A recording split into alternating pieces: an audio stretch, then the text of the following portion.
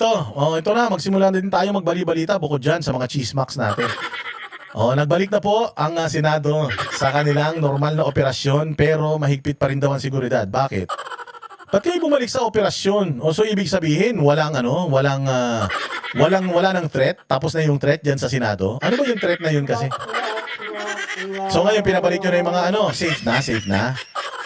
Safe na kasi wala nang Blue Ribbon hearing, gano'n.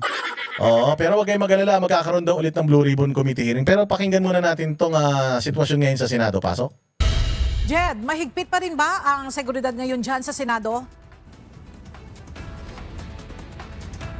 Ella, nakataas pa rin yung heightened security measures sa loob at labas ng Senado hanggang ngayong araw. Ito ay matapos ngang makatanggap ng impormasyon noong nakaraang linggo na mayroong banta sa seguridad ng institusyon. Ngunit hindi gaya noong nakaraang linggo, ngayong araw ay balik opisina na sa trabaho yung mga empleyado ng Senado.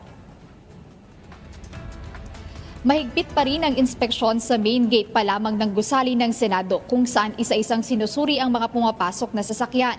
Mayroon ding inihandang listahan ang mga otoridad kung saan tanging ang mga accredited media ng Senate Beat at mga otorisadong individual lamang ang pinapahintulutang makapasok sa... Dapat yan, bago kayo magpapasok, sana sinabi nyo rin muna, wala na po yung threat. Okay na po, wala na po tayong threat, maayos na po ang ating sitwasyon ngayon. Maayos na po ang ating sitwasyon ngayon. Hindi na po tayo delikado and so on and so on. Hindi ba? Mantakin nyo, hindi nyo pa binabawi yung security threat na chinichismis na ito ni Matibag. Pinapasok nyo na yung mga empleyado. Halatang halata naman kayo. Na talagang pinigilan nyo lang pumasok yung mga empleyado dyan, binarbwire ninyo dyan para hindi matuloy.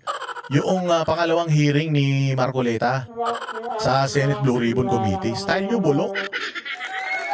Walang hiya kayo, mga manluloko kayo talaga. Premises ng Senado. Bago makatuloy sa loob, 2 beses na bineberipika ang pagkakakilanlan ng mga papasok. Una sa main gate at muli sa mismong entrance ng gusali kung saan mahigpit na hinahanap ang kanilang mga pangalan sa listahan kasama ang kanilang mga ID. Ang paghihigpit sa seguridad ay matapos kumpirmahin noong nakaraang linggo ni Senator Sherwin Gatchalian ang pagpapatupad ng heightened security sa Senado dahil sa ulat ng banta sa loob ng gusali. Tingnan mo pwede naman pala yung ganun eh. Pwede naman pala na maging mahigpit lang para sa mga papasok at lalabas ng Senado, pero bakit pinag-work from home mo? Dahil dun sa threat na sinasabi ninyo of a possible panggugulo ng isang armadong grupo. Tulad nino. Sinong mga armadong grupo yan? Ang armadong grupo lang naman nagpunta dyan sa Senado, yung grupo ni Matibag. Diba? Labo eh. Talaga mag-hits. So ngayon, nagpapasok kayo ng mga tao dyan. Before kayo nagpapasok, nagpa-media din ba kayo at sinabi ninyo na balik na po ang pasok sa Lunes ng mga senador, ng Senado, balik na po ang kanilang pasok kasi okay na. Na-address na po natin yung security threat. Na-address yun na nga ba? Kasi kung hindi nyo pa na-address yung security threat, hindi naman nangyari yung security threat na sinasabi nyo nitong mga nakaraang araw, so ibig sabihin, the threat still remains. Kung if the threat still remains, bakit nandiyan yung mga empleyado? Kung talagang concerned kayo sa mga empleyado, katulad na sinasabi ninyo, bakit nandiyan sila? Na-address nyo na? O kayo yung threat mismo at nag-stand down na kayo?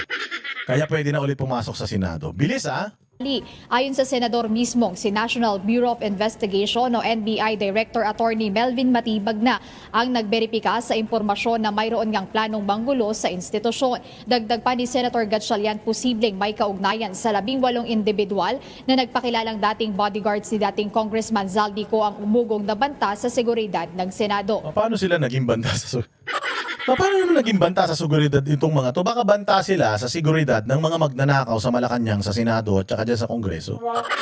Kaya siguro, kaya nyo siguro pinahinto dahil threat sila, security threat sila. Sa lahat ng mga magnanakaw, diniliberan nila ng mga pera-pera, lahat ng mga manyakis at mga babaero, ng mga diniliberan nila ng mga babae at di umano pati mga lalaki. May mga idiniliber sila, hindi lang sa mga babae na mga mambabatas, pati sa mga lalaking mambabatas, nag-deliver sila ng mga lalaki. Yung palagay ko, yun ang kinakatakot nila dito.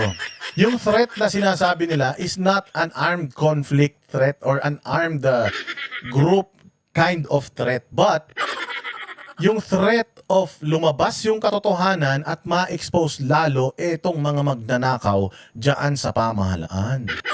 Yun yung threat na inaayaw nito ni Gatchalian na lumabas. Kaya, dahil wala namang schedule ng Blue Ribbon ngayon, kasi kung may schedule ng Blue Ribbon ngayon, nako, sigurado ako wala ulit pasok dyan sa Senado ngayon. Ella, hindi gaya nga noong nakaraang linggo, noong Wednesday and Thursday, work from home o remote setup yung mga empleyado ng Senado. So ngayon ay balik opisina na sila o balik trabaho na sila dito sa Senado at pinapayagan rin yung mga Senate accredited media na makapasok dito sa gusali ng Senado. Ngunit gaya ng nabanggit ko kanina, mahigpit nga yung seguridad na ipinatutupad doon pa lang sa main entrance dito sa Senate premises kung saan pinapatupad nila yung no ID, no entry at kung wala rin sa listahan ay talagang hindi nila pinapapasok yung mga individual na pupunta rito sa Senado. Yan muna update, balik sa'yo. So ngayon mga bossing, etong nangyayari ngayon sa ating bayang Pilipinas. Nagpatawag na po si President Bongbong Marcos ng special session.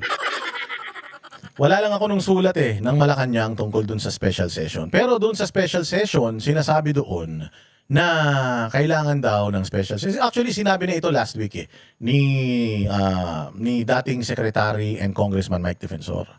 Sabi niya na magpapatawag ng special session ang Malacanang kasi kapangyarihan ng Malacanang yun kasi naka-sinediye sila, naka-adjourn na ang Senate. So, ang balik ng Senate supposedly sa pre-trial ng impeachment ni Inday Sara at saka pangalawa sa sa trial na ni VP Sara. Doon na babalik which is sa July na. O ngayon, pwede siyang ang presidente pwede magpatawag ng special session para itakil yung mga pinaka-importanteng mga bagay-bagay. At diyan sa special session na 'yan, pwede ring magkaroon ng panibagong botohan ng mga committee chairmanship at saka ng liderato sa Senado. O kasi ang special session ay isang quorum. At katulad pa rin ng dati, sa isang quorum kailangan mo ng majority ng mga senador para ikaw ay makapag-legislate, makapag-elect at kung ano-ano pang mga dapat gawin diyan or ginagawa diyan sa Senado. Bagamat nakalagay doon sa kanilang memorandum na itong special session is for Mindanao. Para sa ganito, para sa ganyan, alam naman natin na itong special session na ito ay gagawin para legitimately matanggal si Senator Cayetano diyan sa Senado at maagaw na sa kanya ang Senate presidency para para maproteksyonan na naman nila yung kanilang mga amo, yung kanilang mga principal. Yung mga pinagtatakpan nila sa flood control Blue Ribbon Committee hearings, tawag dito, mapagtakpan na nila ng tuluyan. Tapos, matupad yung kanilang mga balak na masama pagdating sa botohan ni VP Sara Duterte. Kasi kailangan mo talaga ng 16, ayon sa batas, kailangan mo ng 16. Pero gusto nilang ibaba iyon. Yung majority gusto nilang ibaba dahil nga ayon sa kanila, nabawasan ng 2 yung mga senador. Dahil nga yung isa nakakulong at yung isa naman ay nagtatago, nabawasan ng 2. Tapos may bali-balita pa na pwede pang may makulong na mga membro ng minority. So kapag nangyari yun mga bossing, gusto nilang mangyari, ibaba yung 2/3, count ng 2/3 vote. Kung ang counts ng 2/3 vote ay magiging 12 na lang, 13 na sila. So ngayon, yun ang problema. Babaguhin nila, ibibend na naman nila ang batas para lang mapigilan nila si Inday Sara kasi alam naman nila pare-pareho. Kasi ganito ang ine-expect ng Senado na sumagot ang grupo ni Inday Sara doon sa mga nila, yung sa mga akusasyon ng impeachment ng Kongreso. Pero ang sinagot ng mga Duterte o ng kampo ni Inday Sara Duterte yung kanilang pagko-question sa mga technicalities ng naganap na proceeding diyan sa Congress. So yung actual na mga sagot nila dun sa akusasyon, hindi nila nilagay doon kasi nga nananatiling sorpresa yon para pagdating nung mismong impeachment hearing matataranta sila. Doon sa klase ng defense meron ang ako actually excited ako diyan sa impeachment na yan kasi gusto ko kung papaano bumula ang sipon neto ni Chua at neto ni ni Luis Troy kasi hindi talaga nila alam kung ano ang depensa ng mga abogado ni VP Sara. O kaya nga hanggang ngayon, nag-iingay pa rin sila kasi hindi nila makuha kung ano yung depensa at sinasabi nila magdadagdag na naman daw sila ng mga testigo pa. Okay lang yan. Ang grupo ni Inday Sara, since 2023 pa, ready na sila dito sa impeachment. And since 2023 pa, alam na nila kung ano yung mga ibinabato kay Inday Sara and it's the same old same old issues na ibinabato nila. So, I'm pretty sure sa haba ng kanilang lead time, sa haba ng kanilang panahon to prepare, I'm pretty sure talagang mawiwindang itong prosecution team. And they're hoping na itong Senate majority, they're hoping na lahat ito boboto pabor sa impeachment ni Inday Sara, which I believe hindi. Because some of the senators dito sa majority ay re-electionist sa 2028. At ayaw ng mga yan na masisira sila. Oo, kasi si Mig Zubiri, sinabi niya na yan, hindi siya pabor sa impeachment. Si JB Ejercito, sinabi niya na yan, hindi siya pabor sa impeachment. Si Chis Escudero, hindi rin yan pabor sa impeachment. So 3 na yun. -3 na kagad yun. Kung tatayo sila sa kanilang prinsipyo at talagang magiging patas sila at tama sila sa kanilang mga prinsipyo. Depende, wala mga prinsipyo yan. Yun ang problema natin. But then again, hindi pa rin sila nakakasigurado na makakakuha sila ng 16. Even Ping Lacson is telling us na hindi siya hindi nila kayang makuha yung 16. Kami ang boses ng masa, hindi natatakot. Katotohanan lang, di kami nalulunod. Walang bahid ng sismis, lahat ay totoo. Kahit sino ka pa, pag mali ka babanatan ka. Walang pinipili kulay, wala kaming kinikilingan. Basta para sa bayan, kami lalaban. Pag tama palakpakan, pag mali banatan. Di matitinag, di matatakot, para sa bayan tuloy ang sigaw. Sa harap ng kamera, walang halong takot. Mga baluktot, lahat kayo'y tutumba. Ang hustisya at totoo, yun lang ang mahalaga. Kahit sinong harang, di kami matitinag.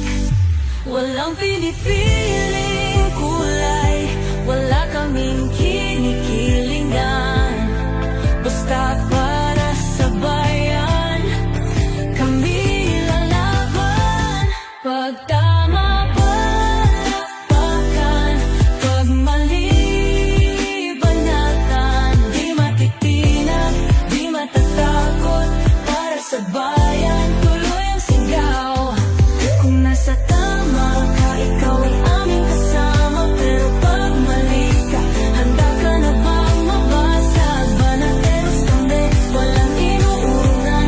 Dahil bayan muna, bago ang sarili.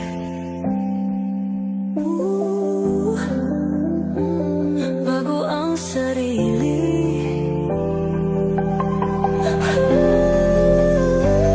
Pag tama palakpakan, pag mali banatan. Banateros ang sigaw, katotohanan ang laban.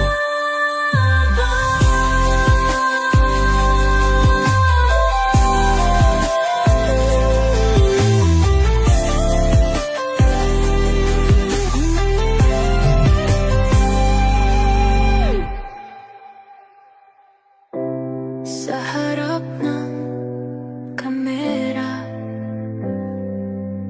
walang halong